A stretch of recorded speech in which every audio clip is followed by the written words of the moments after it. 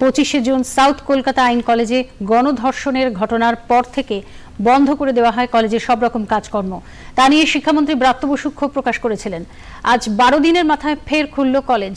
কলকাতা পুলিশের যুগ্ম নগরপালের নির্দেশ অনুসারে কলেজে প্রবেশ করতে লাগবে পরিচয়পত্র। সকাল 8টা থেকে দুপুর 2টো পর্যন্ত কলেজ খোলা থাকবে।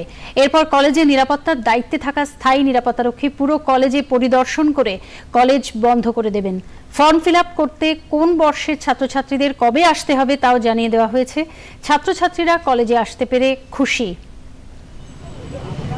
ফ্রেমের মধ্যে বলছি হাততার অবস্থা আমরা এখন আলাদা করে কিছু বলবো না, কিন্তু আমিও পাই না অডিও চালিয়ে নিতে হবে। নেক্সট 5 ইয়ার্স আমাদের চালিয়ে নিতে হবে। বলছি আজকে সিকিউরিটি কেমন দেখলে? এখন নিজের কলেজে পুলিশ দেখতে কারণ নিজের কলেজে পুলিশ দেখতে কারোর ভালো লাগে না, যে কোনো কেস হোক। আমাদের পক্ষে আয়রানিটা হচ্ছে একটা ল কলেজে একজন লয়ারই রেপ করে দিয়েছে।